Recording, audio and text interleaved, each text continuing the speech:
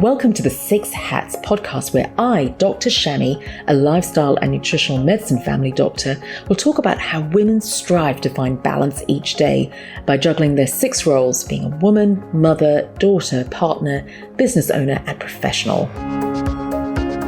Hello everyone, welcome back. And today we have Shannyn Merlo, a business coach. And as Six Hats is all about the various different hats we play, I really thought it was important that we talk about business, as so many women are either thinking of starting a business or have been running businesses for many, many years. And it's really interesting. I've experienced business coaching, and it's really interesting how my journey has totally transformed and what I've learned, because you're actually learning a new language. So I'm really excited to dive deep with Shannyn Merlo. Welcome, Shannyn. Thank you, Shami. It's so lovely to be here and so lovely to be part of this. So thank you so much. Excellent. So as I was saying, when I initially was starting my own business, I remember my mindset. It was, to be honest, it was quite negative. It was, I don't know if I can do that. And there was tons of limiting beliefs. And there was a huge amount of overwhelm, actually, a huge amount of overwhelm.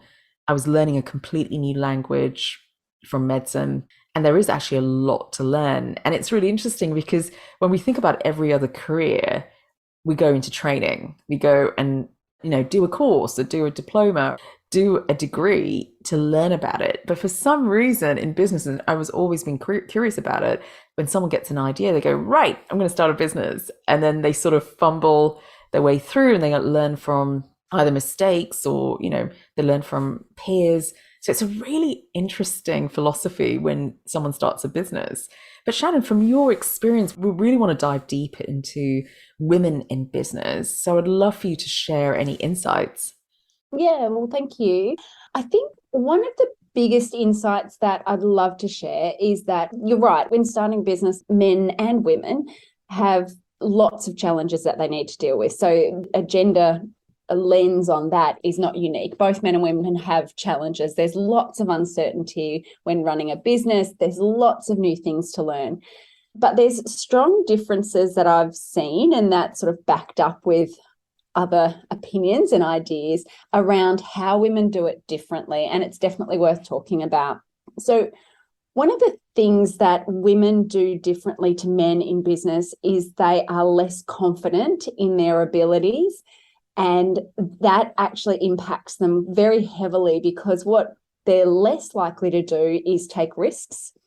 They're less likely to go out and have stupid conversations for fear of, I suppose, not being seen in the right way, if that makes sense. Judgment, fear of judgment. Actually don't know what I'm doing, but I don't want to tell anyone because then they're going to judge me negatively. Whereas men tend to not be as concerned about that. And in fact, they'll inflate their confidence, the sort of fake it till you make it. Wow. Which actually does tend to lead to greater success. It leads to greater success because they're more likely to take a risk than women. They're more likely to fail, but then they're more likely to use that confidence to get back on the horse and keep going.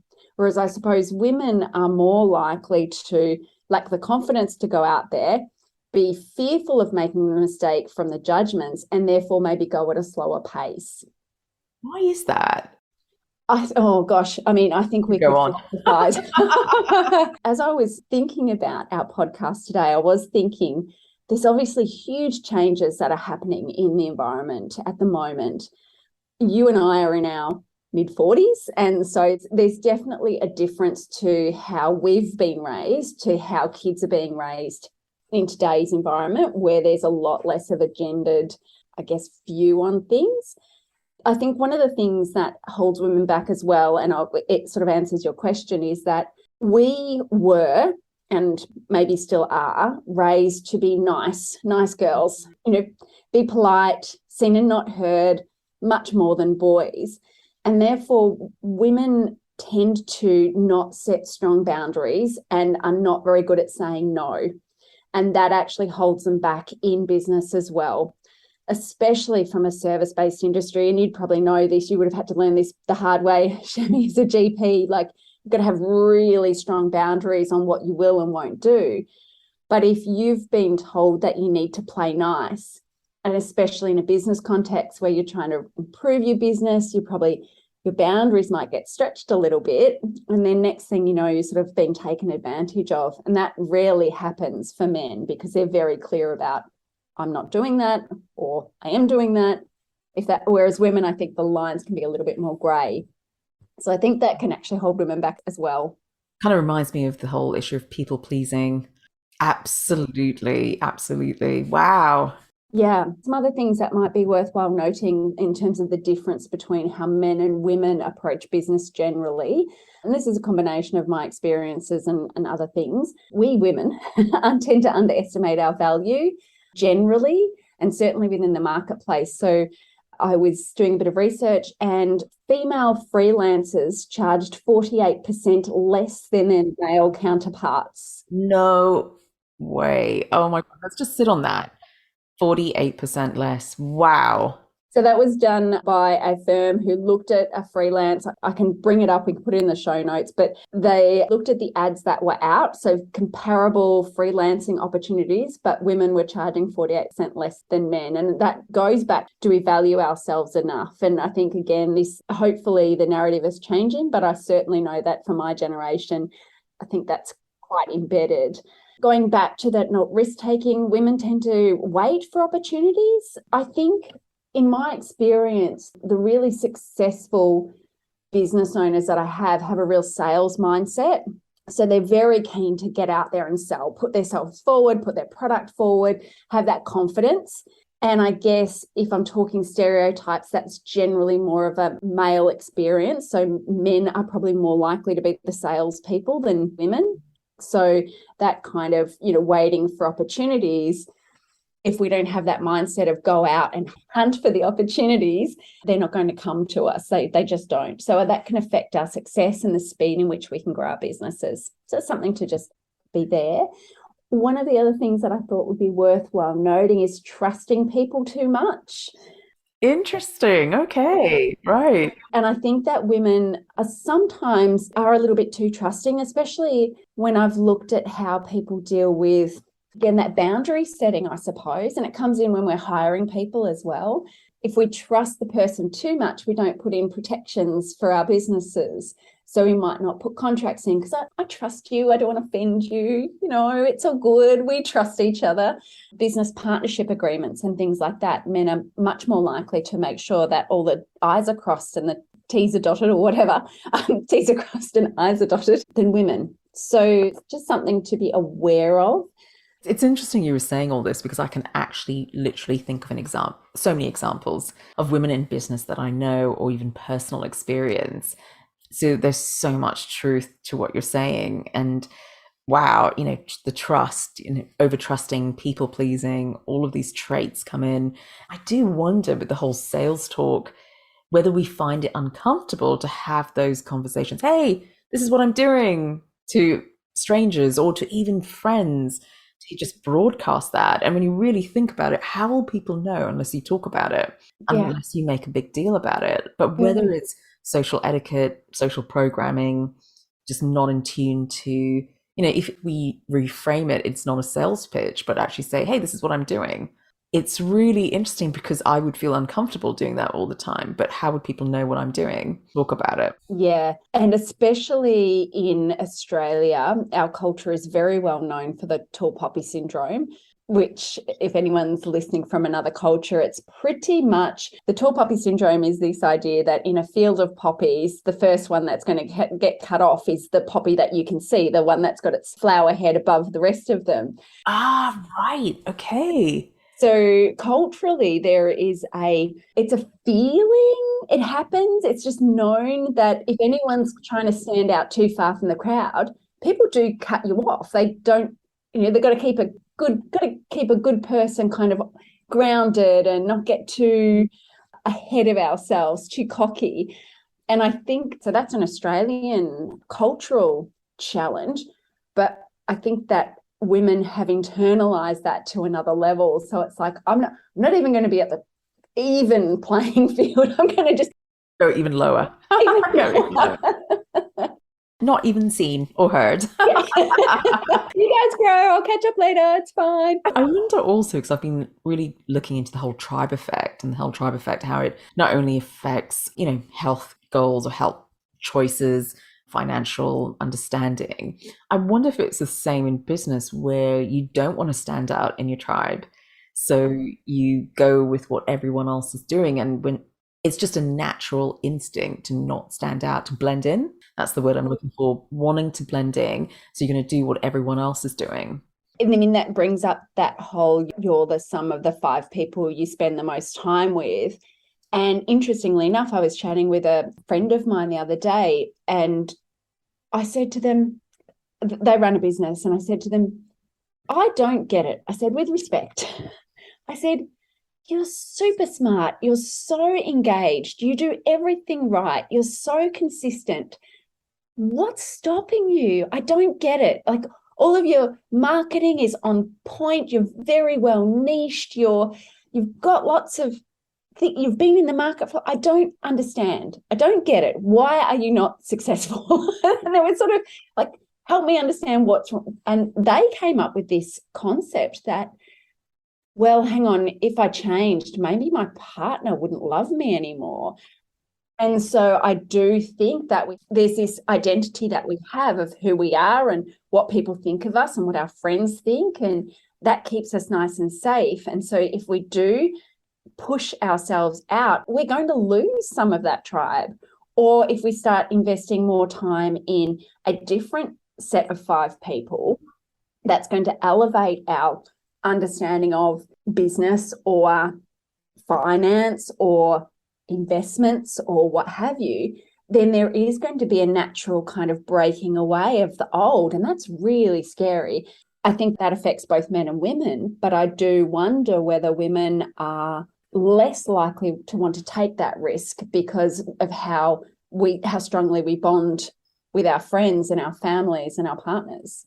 I'm just sitting there reflecting on it because it really goes back to even our relationship with money and whether that's actually, socially programmed from a very young age. Maybe it's parents, but actually, and I was just doing a bit of research, how even the not social media only, but TV programs, films, there's an element of social programming about relationship with money in different tribes, and it's been mind-blowing. Someone actually mentioned, and I was watching some little podcast on it, where in the Titanic, how were the rich depicted? They were depicted as boring and lonely and evil.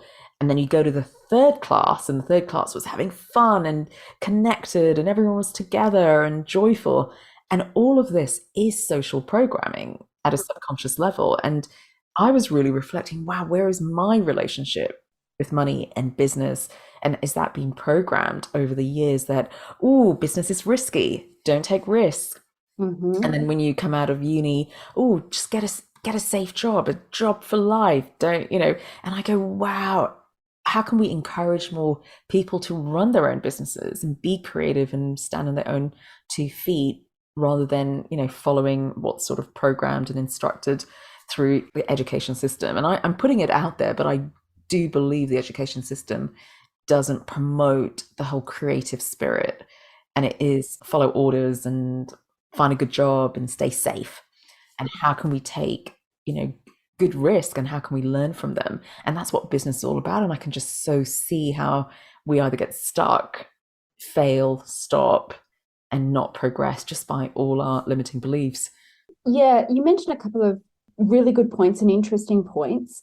On the money side of things, that is 100% one of the biggest things that hold all people back in success in business. But I do think that women's money beliefs are perhaps even more they affect success much more than in men, because we've had this narrative that the men are the ones who make the money. And again, I trust that it's changing, and it sort of probably was changing around our level. But again, there's cultural reference to all of this. So if the man's responsible for going out and making the money, then you, little woman, don't you worry your pretty little head about the money.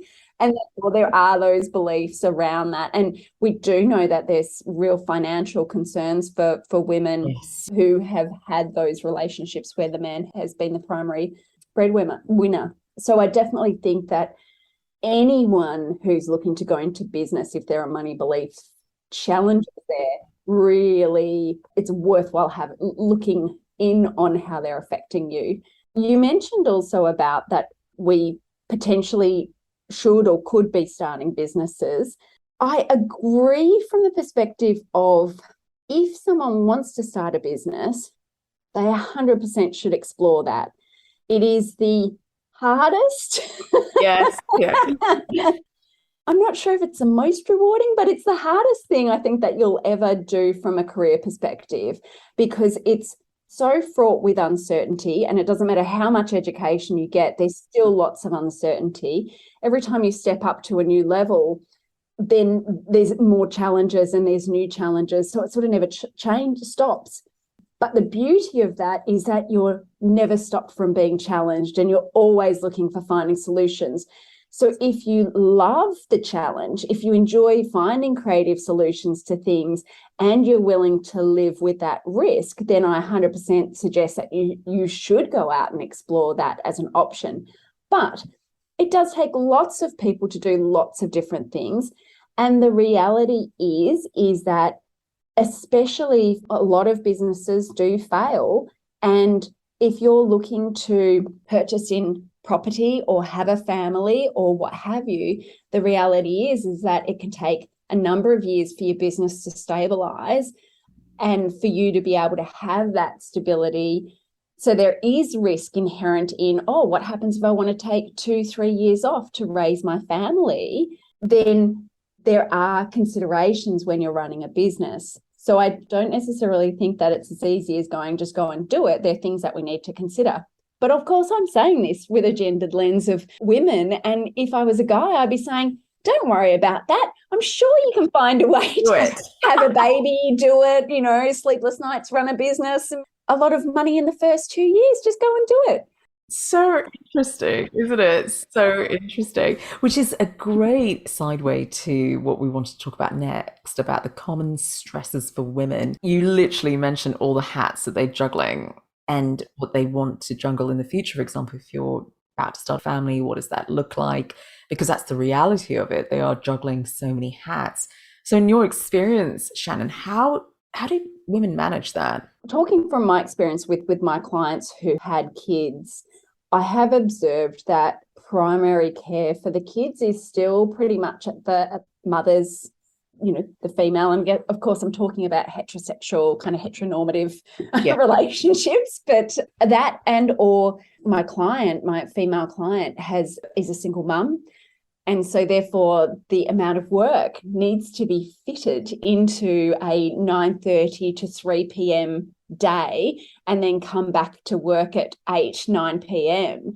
So that can actually create lots of challenge. So I think even in heterosexual relationship, a lot of the primary care falls back on the mum, and therefore running a business needs to be considered with children more than my male clients, who tend to, I think if I'm reflecting, it's more a choice that the male client says, I want to go and pick up my kids. Whereas the mum says, I have to go pick up the kids. There's a difference from that perspective. I think that probably one of the biggest things that I see which creates greater stress is that women don't invest in their self-care in the way that men do. And in fact, they'll drop it to prioritize, kids, family, running the household, work. You can't see me, obviously, but priority number one is making sure my kids are fed and, there's a roof over their heads and they've got their school things sorted and all the rest of that, and looking after the house. Is the home clean, and does everyone have clean clothes and all the rest of it? And then the next one is, work. And then the next one is all of the other stuff. And somewhere down below there is I probably should go and exercise. I haven't done that for a while. Whereas I think men prioritize their self-care and that exercise component ahead of other things, because I know that that's an investment in self-management and self-care and reducing stress. So I do think that some of the stresses is that balancing with everything. But what happens is we drop off the important self-care, which then creates greater stress. I can actually relate to that from the patients I see as well. I think the first thing to go is sleep because the kids are in bed. I've got time to relax, but then this is the time, and they start maybe at 10 in the evening to Mm-hmm. quickly catch up on the day's stuff. So sleep Mm-hmm. often is the first thing to go. Then unfortunately the diet next because they're always on the go, and it's really, unless you're meal prepping and unless you're putting it as a priority, is eating on the run or feeding the kids first and then deciding Mm. what you're going to eat next. And exercise is probably, yeah, up there, not even considered at this point. Yeah, it's so true. The number of clients that I've had conversations with where we sort of talk about that nighttime routine. How are you winding down from work? How are you putting in healthy habits? And they'll say, well, by the time the kids go to bed, what I like to do is I tend to hop on social media because it tends to, like, turn my brain off. So at 10, 11 o'clock at night, we're scrolling through social media, getting that little dopamine hit because the day's been so reactive. So that desperate need for dopamine. And if you enjoy a glass of wine, you're probably having alcohol up until that point or while you're doing that, because that's that time you get to breathe. So, okay, this is me time, justifying it until sort of midnight or even 1 o'clock. Put your head down at 2 o'clock, one of the kids wakes up, and then you go up at 6 doing it all over again. Well, how can you possibly run a business effectively with that kind of routine? And that's literally my next question. What have you found? And I probably share what I see as a result of all that, but how has it impacted their business, not looking after their health? Mm-hmm. I think that stress, as you would know, Shami, the cause and effect model isn't so obvious. And that's the hardest part of creating change, because it becomes a bit of a bleed. As you would know, Shami, when we're under stress, we don't think as clearly. We're not able to handle challenge as well. So we're probably more reactive. We're more, I don't want to offend anyone, especially as I've been described as being too emotional. And I'm putting my little talking things on as a woman. That's like the most offensive thing to be said. But it can actually, being stressed out and being tired. And we've got hormones, which is very different, which means depending on what's going on, we can actually be more emotionally reactive, which doesn't help us from a business perspective when we are dealing in an environment where people don't want to see emotion. The people, if we're working with team members, they need stability. They don't want to see their boss kind of breaking down, throwing things, yelling, and being emotional, and the next day everything's right as rain. So those stresses can affect our emotional regulation, which affects how we do business. And I'm absolutely not shaming women for our emotions and for expressing our emotions, but it's the impact that that has on the people around us that we need to be concerned about. So I definitely think managing stress means that we can do our business better. We can think more clearly. We can make better decisions. We can handle the stresses of business a lot better. So I do think that managing stress is really important for ensuring long term the business is sustainable for us, because it actually only gets harder, believe it or not. So So true. the more your business is successful, the more you've got responsibility for bigger team members, the more you've got responsibility for sales actually bringing in just your base rate. So, I've got a client who's going to turn over $5 million this year. That sounds really great. But right now they're in a serious cash challenge because lots of reasons. It's all being managed well. 5 million sounds great, right? But not when you're still dealing with all the stresses of actually managing a $5 million business. So it doesn't actually get any easier. So we have to be the humans who are going to continue to expand and deal with life at these next levels. Really, really interesting because I'm kind of reflecting from my perspective because often the presentation is not stress, it is gut issues or fatigue. I think fatigue gut issues are probably the two commonest, and perhaps imbalance of female hormones. But the one that really drives women to come and see me is when they can't function anymore. Mm-hmm. And they've just sort of hit a very painful point of, Mm-hmm. I need to do something about it now, because often we push because we are functioning. Mm-hmm. And until we can't, that's when we seek help. And this is where, what you've mentioned was so important. And that's what I sort of keep sort of not preaching, but keep harboring about, the importance of self-care, because we don't actually need to get to the point where the body needs help. We can actually do so much before, from all what you've mentioned, from just prioritizing sleep, prioritizing moments for you, self-care, eating well, movement, getting the foundation right. And I always say that's like the foundation. And once that's right, everything just is like a domino effect. You have exactly what you said, and I'm just repeating it, but clarity of mind, hence you make better decisions, hence the day is less stressful. Yes, absolutely. And one of the things that you said there about people come to see you, or women come to see you once they're not functioning anymore. The biggest issue, I think, with that is, by that stage, we're talking physical, emotional burnout. We're probably starting to resent our work because it's bleeding us dry. And that is not a good place to actually run a business from, because it does take it out of you. So there really has to be an investment in self in order to continue to maintain a business. It's quite literally like running a car on an empty tank. And when I say that, is the car is you, but your business is also the car, but you're the fuel for the car. So if you can't even get the fuel in you, then how's your business going to run? And that's a huge risk. So when you're talking business strategy, you're always talking about, what are the risks to the business? Well, if you're at the helm and a big part of the technical work is your responsibility, or even the management work is your responsibility, you have a responsibility to all of your stakeholders to maintain yourself. So true, so true. Thank you so much, Shannyn. Now, before we let you go, and I feel like this is a podcast you got to re-listen, because there's so many great points to it, and see whether it really resonates with you. But before we let you go, what's your new venture? I'd love to know what you're doing next in terms of business coaching. Yeah, well, thank you. I used to work with clients with an initial engagement that was a little bit, let's solve some immediate problems in your business. Let's put some fires out and then see what we'll do.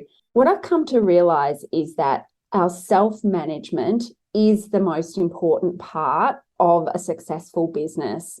So what I'm actually doing now is 4-session program on leadership and self-management. So it's very much about understanding ourselves, understand how we make decisions, understand what's creating our success, or actually creating our, not so much failures, but our problems, and how to think differently in order to solve those problems in a different way.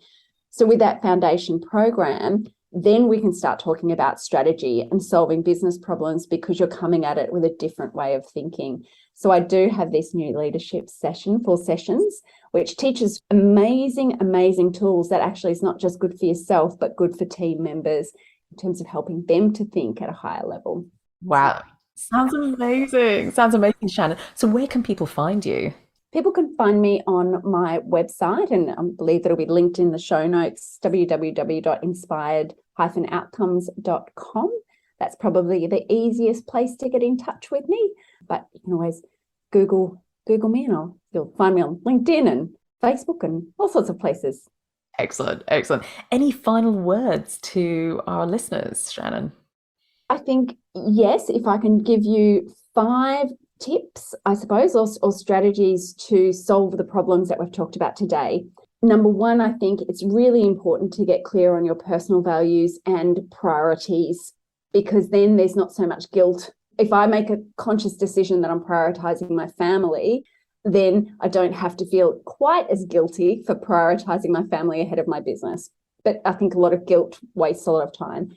I think that it's definitely worthwhile being aware and investing in improving your confidence and validating your value. I think that's really important, no matter what you're doing, but especially if you're building a business.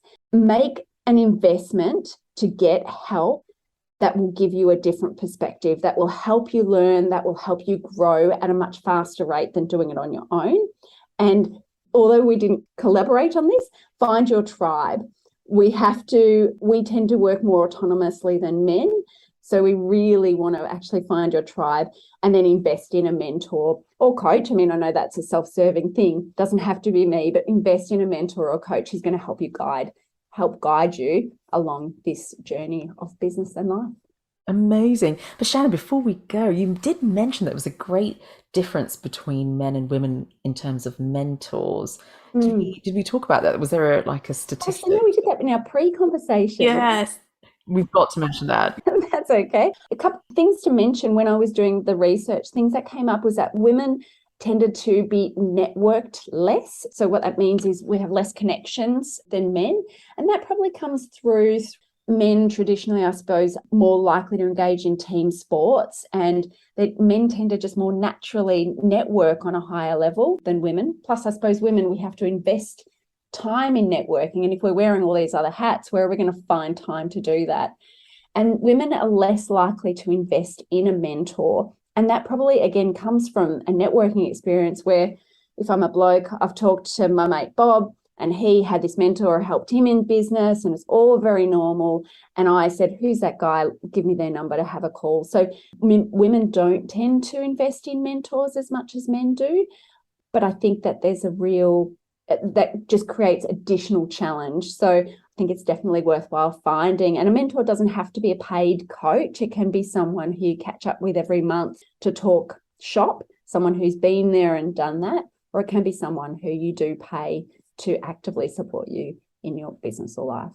Wow. Shannyn, beautiful, wise words. I feel like we need to bring you back. There's so much more to talk about, to give business tips. Thank you so much, Shannyn. Thank you, Shami. It would always be my pleasure. Thank you for letting me be here. Remember that this is general advice only. Please see your healthcare professional for more information. So what's your take-home message today? Remember, it's all about progress and not perfection. And are you suffering from stress? Visit Usawa Learning Hub on usawa.com.au and sign up for the 6-week challenge on how to reduce stress today. Enjoy the journey.